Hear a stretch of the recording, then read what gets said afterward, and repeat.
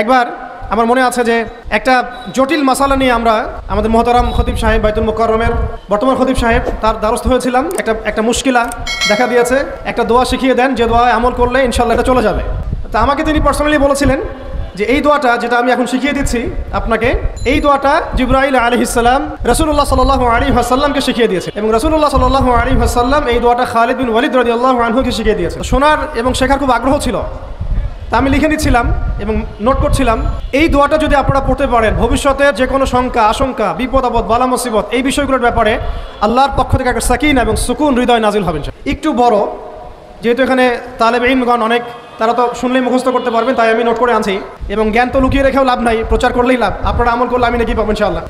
তো এই দোয়াটা হচ্ছে আউযু বিকালিমাতিল্লাহি তাম্মাতিল্লাতি লা ইউজাবিজুহুন্না বাররুন ওয়ালা ফাজির মিন শাররি মা খালাকা ওয়া যারআ ওয়া বারআ ওয়া মিন শাররি মা ইয়ানজিলু মিনাস সামাই ওয়া মা ইয়া'রুজু ফিহা ওয়া মিন শাররি মা যারআ ফিল আরদি ওয়া মা ইয়াখরুজু মিনহা ওয়া মিন শাররি ফিতানিল লাইলি ওয়ান নাহার ওয়া মিন শাররি তাওয়ারিকিল লাইল ইল্লা তাওয়ারিকা ইয়াতরুকু বিখাইরিন ইয়া রাহমান। এই দোয়াটার উপর আমল করতে থাকেন, দেখেন ভবিষ্যতের আশঙ্কা দূর হয়ে যাবে। এই পৃথিবীতে এসেছি আমরা দুটো উদ্দেশ্য নিয়ে, একটা হলো আল্লাহ রাব্বুল আলামিনের ইবাদত করা, যেমনটা আমরা বললাম ওয়া মা খালাকতুল জিন্না ওয়াল ইনসা ইল্লা লিয়াবুদুন। আরেকটা উদ্দেশ্য আছে আমাদের পৃথিবীতে আসার, সেটা হচ্ছে আল্লাহ রাব্বুল আলামিনের জমিনে আল্লাহ পাকের দিনটাকে কায়েম করা বা বাস্তবায়ন করার চেষ্টা করা। এই ব্যাপারে আল্লাহ পাক আমাদেরকে স্পষ্ট আদেশ দিয়েছেন। সূরা আল ইমরানেও বলেছেন কুনতুম খায়রা উম্মাহ উখরিজাত লিন-নাস তা'মুরুনা বিল মা'রুফ ওয়া তানহাউনা 'আনিল মুনকার ওয়া তু'মিনুনা বিল্লাহ। ঠিক একইভাবে আল্লাহ রাব্বুল আলামিন সূরা মুহাম্মাদের মধ্যে বলেছেন ইন তানসুরুল্লাহা ইয়ানসুরকুম ওয়া ইউসাব্বিত আকদামাকুম। তোমরা যদি আল্লাহর দ্বীনকে সাহায্য করো, আল্লাহকে সাহায্য করো, তাহলে আল্লাহ পাকও তোমাদেরকে সাহায্য করবেন। ওয়া ইউসাব্বিত আকদামাকুম, তোমাদের পা আল্লাহ পাক শক্ত করে রাখবেন।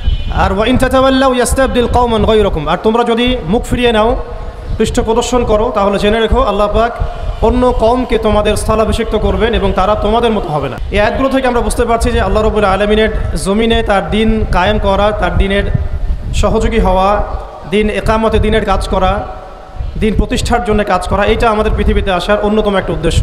তাই আমি তরুণ ভাইদেরকে হৃদয়ের অন্তঃস্থল থেকে অনুরোধ করব, জীবনের উদ্দেশ্য সম্পর্কে আমরা সচেতন হই। আমরা পৃথিবীতে শুধু খেলতামাশা করতে আসি নাই, সময় নষ্ট করতে আসি নাই, শুধু চাকরির পিছনে ছুটতে আসি নাই, ব্যবসার পিছনে ছুটতে আসি নাই। আমাদের এই পৃথিবীতে আসার একটা উদ্দেশ্য আছে, একটা মোটিভ আছে, সেটা হলো নিজে আল্লাহর ইবাদত করব এবং আল্লাহর দিন এর তাবলীগ দাওয়াত এবং জিহাদে অংশ নিব, যাতে করে আল্লাহর জমিনে আল্লাহর দিন কায়েম হয়। আল্লাহ পাক আমাদের সবাইকে মকবুল কাফেলায় শামিল করেন, আমিন। দ্বিতীয় যে বিষয়টি আমি বলতে চাই সেটা হলো এই যে মহান একটা মিশন নিয়ে আমরা পৃথিবীতে এসেছি, এটাকে বাস্তবায়ন করতে হলে আমাদেরকে ইলম অর্জন করতে হবে। ইলম অর্জন না করে যদি আমরা কোনো কাজ করতে যাই, সেখানে উপকারের জায়গায় ক্ষতি বেশি হতে পারে। এবং দ্বীনের ইলম একা একা হাসিল করা যায় না, অবশ্যই বরেণ্য এবং মুহাক্কিক উলামায়ে কেরামের সোহবত জরুরি। এই বিষয়টা আমরা অনেকে বুঝতে পারি, অনেকে পারি না। খাস করে যারা জেনারেল ব্যাকগ্রাউন্ড থেকে আমরা উঠে আসছি, অনেকে দেখা যায় দিন আমরা শিখতে চাই ঠিকই, লেখাপড়াও করি, বই পুস্তক পড়ি, অনেকে আরবিও ভালো বলতে পারেন, কিন্তু উলামায়ে কেরামদের সোহবত এবং সান্নিধ্য নেই। এই বিষয়টা এতটা ক্ষতিগ্রস্ত, এতটা ক্ষতির কারণ যে নেক্সট সুরতে মানুষ ধোঁকা খেতে পারে। এই ইলমের তো দুটো শাখা আছে, একটা দুনিয়াবি জ্ঞান, একটা দ্বীনি জ্ঞান। তো দুনিয়াবি জ্ঞানের জন্য এই বিষয়টাকে আমি শর্ত বলে মনে করছি না, কিন্তু দ্বীনি ইলম অর্জনের জন্য অবশ্যই একজন বরেণ্য মুহাক্কিক উলামায়ে কেরামের সোহবত অবশ্যই জরুরি। এবং দ্বীনি ইলমের বিষয়টা শুধু কিতাবের মধ্যেই সীমাবদ্ধ নয়। কিতাব আমাকে একটা ক্লাসিক্যাল আলেম হওয়ার পর্যায়ে পর্যন্ত নিয়ে যায় ঠিকই, কিন্তু আল্লাহকে চিনতে হলে, আল্লাহকে পেতে হলে, আল্লাহর মারেফত হাসিল করতে হলে একটা আধ্যাত্মিক জ্ঞানের প্রয়োজন আছে। এই জ্ঞানটা আপনি কিতাবের মধ্যে পাবেন না। এটাকে হাসিল করতে হলে অবশ্যই আল্লাহওয়ালা বুজুর্গ মানুষদের সোহবতে আসতে হবে। ঠিক যেমন নবী মুসা আলাইহিস সালামকে আল্লাহ রাব্বুল আলামিন বলেছিলেন তোমার চেয়েও জ্ঞানী মানুষ পৃথিবীতে আছে। এবং সূরা কাহফে বিস্তারিত ঘটনা আছে, এতটা বলার সময় এখানে নাই, আপনারা পড়ে নিতে পারবেন। মুসা আলাইহিস সালাম যুগ যুগ সফর করেছেন সেই ব্যক্তিকে পাওয়ার জন্যে যাকে আল্লাহ রাব্বুল আলামিন তার পক্ষ থেকে খাস করে জ্ঞান দিয়েছেন। সেই ব্যক্তির নাম খিদর আলাইহিস সালাম। তিনি এমনভাবে এমন কিছু দেখছেন খিদর আলাইহিস সালাম যেটা মুসা আলাইহিস সালাম বুঝতে পারছেন না। মুসা আলাইহিস সালাম নবী হওয়ার পরেও বুঝতে পারছিলেন না কেন নৌকা ফুটা করা হচ্ছে, কেনই বা বাচ্চাটাকে হত্যা করা হলো, আর কেনই বা দেয়ালকে নির্মাণ করা হলো। খিদর আলাইহিস সালামকে আল্লাহ রাব্বুল আলামিন এমন আধ্যাত্মিক জ্ঞান দিয়েছিলেন, আল্লাহর মারিফত দিয়েছেন, তিনি এমন কিছু দেখতে পারছেন দূর পর্যন্ত যেটা মুসা আলাইহিস সালাম বুঝতে পারছেন না। হাদিসের মধ্যে তো এটাও এসেছে, সেদিন যদি মুসা আলাইহিস সালাম এত প্রশ্ন না করতেন তাহলে হয়তো আরও অনেক জ্ঞান জানা যেত, কামা ক্বালা আলাইহিস সালাম। এই কারণে আমি তরুণ প্রজন্মকে নসিহত করতে চাই, দিনই ইলম অর্জন করছি, মাশাআল্লাহ, বই পুস্তক পড়ছি, অনেকে অনেক প্রতিষ্ঠানেও পড়ছেন, তবে অবশ্যই মাথার উপরে মুরব্বী উলামায়ে কেরামদেরকে রাখতে হবে। এটা ব্যতীত যদি আমরা দিনের কাজ করতে চাই, কথা বলতে চাই, বা দিনের কোনো দাওয়াত তাবলিগ বা জিহাদের বিষয়ে আমরা ফিকির করি, সেখানে আমরা নিজেরাও বিভ্রান্ত হতে পারি, মানুষকে বিভ্রান্ত করতে পারি। তাই এটা হচ্ছে আমার দ্বিতীয় নসিহা আমাদের তরুণ ভাইদের প্রতি। আল্লাহ পাক আমরা সবাইকে বরেণ্য উলামায়ে কেরামদের সোহবত নসিব করেন, আমিন। আরেকটা বিষয় এখানে আমি নিচে থেকে অ্যাড করতে চাই, সেটা হলো যে আমরা এখন অনেকেই অনলাইন কেন্দ্রিক চিন্তাভাবনা করি। অনলাইনে কে কত ভাইরাল, কার কত ভিউজ বেশি হয়, হ্যাঁ, কার ফ্যান ফলোয়ার্স কত বেশি, এগুলো আমাদের কাছে এখন হকের মানদণ্ড হয়ে গেছে, অনেকের কাছে, সবার কাছে নয়। তো এটা একটা মুসিবত, এটা খাসারা। মনে রাখবেন, বরেণ্য উলামায়ে কেরাম এবং আল্লাহর ওলিগণ নিজেদেরকে এত জাহির করেন না, তারা নিজেদেরকে লুকিয়ে রাখতে চান, তারা ইজহার করা পছন্দ করেন না, তারা হক এবং বাতিলের মধ্যে মিশ্রণ ঘটান না, তারা হক এবং বাতিলকে স্পষ্ট করে দেন। তারা পৃথিবীতে মজলুম হন, নিভৃতচারী হন, তাদের অবস্থা তো এমন হয় যে তারা দিনের বেলার ঘোড়সাওয়া, রাতের বেলার দরবেশ। তো এই ব্যাপারে ইমাম মালিক রহমতুল্লাহি আলাইহির একটা কওল আছে, জ্ঞান কারো কাছে আসে না, জ্ঞানের কাছে যেতে হয়। তাই আমাদেরকেও সেই রকম বুজুর্গ আলেমকে খুঁজে বের করতে হবে। এমন নয় যে আপনার ঘর পর্যন্ত তিনি হেঁটে আসবেন, এমনটা নাও হতে পারে। আল্লাহ পাক আমাদের সবাইকে জ্ঞানের কাছে যাওয়ার তৌফিক দান করেন, আমিন।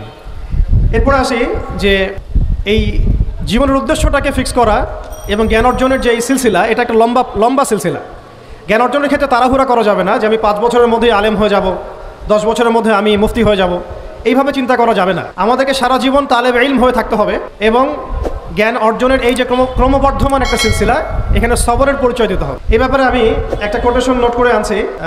আমাদের শ্রদ্ধেয় আলেম, বরেণ্য আলেম আল্লামা তাকি উসমানী সাহেবের যে কিতাব আছে তাসাউফ এবং আত্মশুদ্ধি, এই কিতাবের মধ্যেও পাওয়া যায়, এবং তার ভাই রফি উসমানী সাহেবের একটা কিতাব আছে, সেখানেও এই কথাটা একই কথাই আছে যে একজন তালেব ইলমকে বা একজন আল্লাহকে চাহানেওয়ালা একজন ব্যক্তিকে এই 4টা গুণ হাসিল করতে হবে। জীবনের উদ্দেশ্য ঠিক করার পরে যখন আমরা ইলম অর্জন করতে যাব, তখন এই 4টা গুণ হাসিল করার চেষ্টা করবো ইনশাআল্লাহ। আল্লাহ পাক সবাইকে তৌফিক দান করেন। প্রথম গুণটা হচ্ছে শুকর, আল্লাহ পাকের শুকর আদায় করা। এটা এত বড় একটা গুণ যাকে আল্লাহ রাব্বুল আলামিন কৃতজ্ঞতা স্বীকারকারী অন্তর দিয়েছেন। সে হচ্ছে পৃথিবীর ধনী মানুষ। চলতে ফিরতে উঠতে বসতে সবসময় আমরা আল্লাহ পাকের নিয়ামতগুলো স্মরণ করব এবং সবসময় বলতে থাকবো আলহামদুলিল্লাহ, বলতে থাকবো আলহামদুলিল্লাহ। আল্লাহুম্মা লাকাল হামদ হামদান কাসীরান তাইয়িবান মুবারাকান ফি কামা ইয়ানবাগি লিজালালি ওয়াজহিক ওয়া আযীমি সুলতানিক। আল্লাহ পাকের শুকরিয়া যে যত বেশি আদায় করবে, আল্লাহ পাক বলেছেন লা ইন শাকারতুম লা আযীদান্নাকুম, তোমরা আমার শুকরিয়া আদায় করো, আমি তোমাদের প্রতি আমার নিয়ামতকে বাড়াই দেব। ওয়া লা ইন কাফারতুম ইন্না আযাবি লাশাদীদ, তোমরা যদি আমার অকৃতজ্ঞ হও, জেনে রাখো আমার আযাব বড়ই কঠিন। তো উস্তাদগণ লিখেছেন একজন তালেবে ইলমের অবশ্যই শুকর গুজার অন্তর থাকতে হবে। আমাদের উলামায়ে কেরাম করে কথাটা বারবার বলেন যে কলবুন শাকির, শুকর গুজার, কৃতজ্ঞতা স্বীকারকারী একটা অন্তর থাকতে হবে। সবসময় চিন্তা করবো আমাকে আল্লাহ কি দিয়েছেন, এটা চিন্তা করবো না আমাকে আল্লাহ কি দেন নাই। আল্লাহ পাক আমাকে সুস্থ রেখেছেন, নিরাপত্তা দিয়েছেন, আমি খাচ্ছি, পান করছি, এই যে নিয়ামত, আল্লাহ পাকের যে অগণিত নিয়ামত, এটাকে স্মরণ করা এবং সে অনুযায়ী শুকরিয়া আদায় করা। আল্লাহ পাক সবাইকে শুকরিয়া আদায় করার তৌফিক দান করেন। এই যে 4টা ওজিফার কথা বলা হচ্ছে, এটা কিন্তু থানভীর রহমতুল্লাহি আলাইহি তার যে খলিফা ডক্টর আব্দুল হাই মোহাম্মদ আরেফি রহমতুল্লাহি আলাইহি তাকে দিয়েছিলেন, তিনি তার ছাত্রদেরকে দিয়েছিলেন। এটা আপনারা তাসাউফ আত্মশুদ্ধি বইয়ের মধ্যে পাবেন। তো দ্বিতীয় এখানে যে বিষয়টা বলা হয়েছে সেটা হলো সবর করা। জ্ঞান অর্জন করতে হলেও সবর করতে হবে, আল্লাহকে পেতে হলেও সবর করতে হবে, দাওয়াত ও তাবলীগেও সফর করতে হবে, জিহাদের মাঠেও সবর করতে। আর এটা একটু কঠিন, এই কারণে আল্লাহ রাব্বুল আলামিন সবরের সাথে মাইয়াতের ঘোষণা দিয়েছেন। যে ব্যক্তি সবর করবে আল্লাহ তার সাথে থাকবেন ইনশাআল্লাহ। এই জন্য আল্লাহ পাক বলেছেন ইন্নাল্লাহা মাআস সাবিরিন, সবরকারীদের সাথে আল্লাহ পাক আছেন। এটা কঠিন, এই কারণে যখন মর্জির খেলাফ কোনো কিছু হবে, তখন আমাদের আলেমগণ বলেন সবসময় পড়তে থাকা যে ইন্না লিল্লাহি ওয়া ইন্না ইলাইহি রাজিউন। এটা মাইয়াতের সাথে খাস দোয়া নয়, এটা শুধু মৃত্যুর সাথে খাস কোনো দোয়া নয়, এটা যখনই সবরের হালত আসবে তখনই পড়তে হয় ইন্না লিল্লাহি ওয়া ইন্না ইলাইহি রাজিউন। কারণ উলাইকা আলাইহিম সালাওয়াতুম মির রাব্বিহিম ওয়া রাহমা ওয়া উলাইকা হুমুল মুহতাদুন, এটা হেদায়েত পাওয়ার মাধ্যমও বটে এবং তাদের সাথে আল্লাহ পাকের রহমত আছে। তো শুকরগুজার অন্তর এবং সবরকারী অন্তর আল্লাহ পাক সবাইকে নসিব করেন, আমিন।